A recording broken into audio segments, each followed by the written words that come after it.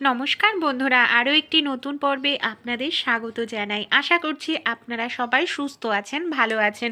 অন্যান্য দিনের মতো আজকেও আমি এমন কিছু ছোট ছোট টিপস শেয়ার করব, যে টিপসগুলি আশা করছি আপনাদের কাজে লাগবে। চলুন তাহলে টিপসগুলি আমরা দেখে নিই। আমরা অনেকেই আছি ঠাকুর ঘরে বা যে কোনো জায়গায় হয়তো মেজোতে মোমবাতি জ্বালাই, আর মোমবাতি যেখানে জ্বালাই মোমটা গলে গলে পড়ে, সেই জায়গাটায় অনেকটা মোমের স্তর পড়ে যায়। আর এই মোমের স্তরটা সহজে কিন্তু তোলা যায় না, ঘষতে লাগে, অনেকটা সময় লাগে। তাই কোনো রকম ঘষার প্রয়োজন নেই, সামান্য পরিমাণ একটু গরম জল এই যেখানে মোম পড়েছে সেই জায়গাটায় ঢেলে দেবেন। দেখুন কোনো রকম ঘষাঘষি ছাড়াই সেকেন্ডও সময় লাগবে না, আপনাদের মোমটা উঠে যাবে। মেজোতেও কোনো রকম দাগ হবে না, জায়গাটা মুহূর্তের মধ্যে মানে একেবারে পরিষ্কার হয়ে যাবে। দেখুন গরম জল দেওয়ার সঙ্গে সঙ্গে মোমটা উঠে জায়গাটা পরিষ্কার হয়ে গেল। ভালো লাগলে ট্রাই করে দেখবেন। আমাদের বাড়িতে যে এই ধরনের আলু চুল্লিগুলো থাকে আমরা প্রত্যেকেই ব্যবহার করে থাকি, কিন্তু অনেক সময় কি হয়, এই ধরনের আলু চুল্লির ধার কমে যায়। আর ধার কমে গেলে একেবারে বেকার হয়ে যায়, কোনো কাজে এটাকে আর ব্যবহার করা যায় না। তখন আমরা নতুন কিনে নিয়ে আসি। তা নতুন কিনে না এনে এটার ধার আমরা বাড়িতেই করিয়ে নিতে পারি। যে নুন আমরা রান্নায় খেয়ে থাকি সেই নুন দেখুন এখানে আমি নিয়ে নিয়েছি সামান্য পরিমাণ। এবার আমি একটি স্কচব্রাইট নিয়ে নিয়েছি। নুন আর স্কচব্রাইট দিয়ে এইভাবে ঘষতে থাকবো। এখানে কিন্তু আপনারা কোনো রকম জলের ব্যবহার করবেন না, জল দিলে নুনটা গলে যাবে, এমনকি পরিষ্কার হবে না। এইভাবে শুকনো নুন দিয়ে যদি ঘষে নেন জং উঠে যাবে, যে ধার চলে গেছিল আলু চুলনি বা পিলারের সেই ধারটাও দেখবেন খুব সহজেই চলে আসবে। দেখুন এইভাবে আমি নুন দিয়ে কয়েক সেকেন্ড একটু ডলে নিলাম, কতটা সুন্দর পরিষ্কার হলো। চলুন জল দিয়ে ধুয়ে দেখাই।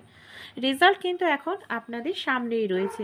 নতুন কেনার কোনো প্রয়োজন নেই, ভালো লাগলে ট্রাই করে দেখবেন। পরবর্তী যে টিপসটি শেয়ার করব, ছোট মাছ খাওয়া স্বাস্থ্যের জন্য ভীষণ উপকার। কিন্তু সমস্যাটা কি হয় জানেন, ছোট মাছ আমরা যখন ভাজতে যাই দেখা যায় মাছগুলো গুটিয়ে যায়, না হয় ভেঙে যায়, ঠিকঠাক মতো ভাজা হয় না। তাই নুন হলুদ মাখানোর পর ছোট মাছের মধ্যে সামান্য পরিমাণ হয় চালের গুঁড়ো, আর যদি চালের গুঁড়ো না থাকে সামান্য ময়দা দিয়ে খুব ভালো করে মেখে নিন। এইভাবে দেখুন মেখে নিয়ে তারপর যদি আপনারা ছোট মাছ ভাজেন, কখনোই মাছের মাথাগুলো ভাঙবে না, গুটিয়ে যাবে না, এমনকি মাছগুলো একেবারে ঝরঝরে ভাজা হবে। রান্নাবাড়ি করার পর অনেক সময় দেখা যায় আমাদের যে গ্যাসের বার্নার একেবারে নোংরা হয়ে যায়, এটা পরিষ্কার করতে অনেক সময় অনেকটা সময় লেগে যায়। তাই ছোট্ট কাজটি আপনারা করুন, সময় লাগবে না, খুব সহজেই গ্যাসের ওভেন পরিষ্কার করে নিতে পারবেন। কলা খাওয়ার পর কলার খোসাগুলো কি ফেলে দেন? ফেলবেন না। কলার খোসা দিয়েই দেখুন গ্যাসের এই যে ওভেনটাকে আমি খুব ভালো করে এইভাবে ডলে নিচ্ছি বন্ধুরা।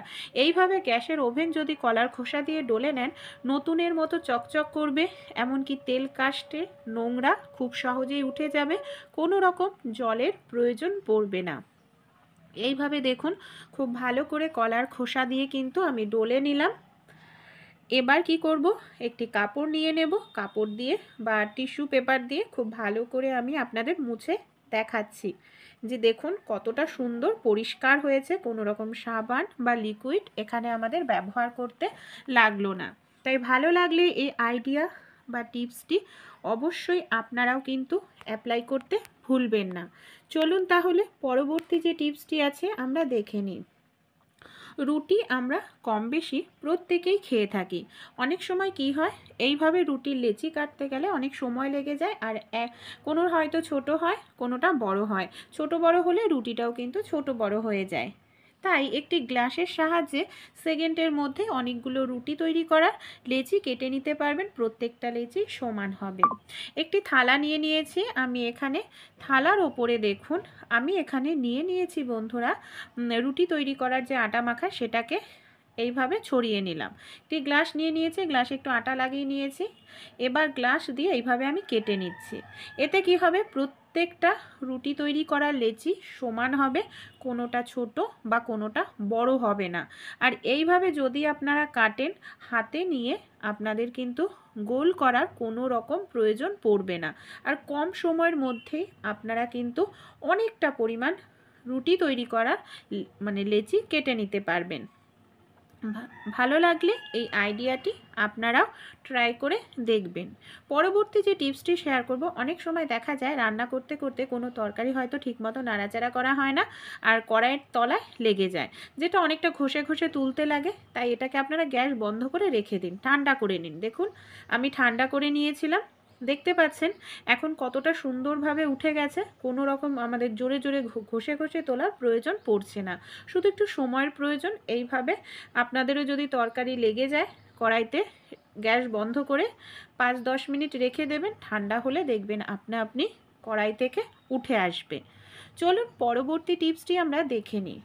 কোনো রকম ব্যালন চাকি ছাড়াই রুটি তৈরি করে দেখেছেন? অনেক সময় ব্যালন চাকি নোংরা থাকে, হয়তো ধুয়ে দিই, শুকায় না, সেক্ষেত্রে ব্যালন চাকি ছাড়াই রুটি তৈরি করে নিতে পারি। এখানে আমি কিচেন স্ল্যাবটা পরিষ্কার করে আটা ছড়িয়ে নিয়েছি, রুটি তৈরি করা লেচি দিয়ে নিয়েছি। এবার দেখুন রুটি তৈরি করা লেচিটাকে দিয়ে একটি থালা নিয়ে নিয়েছি। এই ধরনের একটি থালা নিয়ে নেবেন, থালা দিয়ে হালকা করে এইভাবে ঘোরাতে থাকবেন বা চাপ দিতে থাকবেন, তাহলেই দেখবেন সুন্দর রুটি তৈরি হয়ে যাবে। আর অবশ্যই যে আটাটা মাখবেন একটু নরম করে মাখবেন, তাহলে দেখবেন 1 থেকে 2 বার এইভাবে একটু চাপ দিলেই আপনাদের রুটিটা পারফেক্ট বড় আর গোল হয়ে যাবে। এবার আমি আপনাদের রুটিটা দেখাচ্ছি, দেখুন কতটা সুন্দরভাবে আমার রুটিটা হয়ে গেছে। আইডিয়াটি ভালো লাগলে ট্রাই করতে ভুলবেন না। পরবর্তী যে টিপসটি শেয়ার করব, এখানে আমি একটি ছুরি নিয়ে নিয়েছি।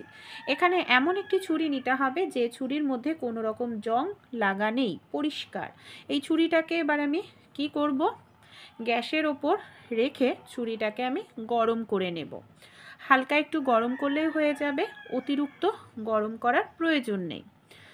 এখানে একটি গ্লাসে জল নিয়ে নিয়েছি, গরম ছুরিটাকে এবার জলের মধ্যে দিয়ে এইভাবে গ্লাসটার জলটাকে কাটতে থাকবো। অনেক সময় দেখা যায় আমাদের বড়দের, ছোট বাচ্চাদের পেট ব্যথা করে, ছোট বাচ্চারা কান্নাকাটি করে, সেক্ষেত্রে আপনারা বহুদিনের পুরনো মা ঠাকুমাদের এই ঘরোয়া টোটকাটি অ্যাপ্লাই করবেন, দেখবেন পেট ব্যথার সমস্যা চলে যাবে। অনেক সময় হয় যে আমাদের গ্যাস অম্বল হয়ে যায়, ব্যাকটেরিয়া জীবাণু শরীরে চলে যায়, যার কারণে হয়। এই ঘরোয়া টোটকাটি অ্যাপ্লাই করলে উপকার পাবে।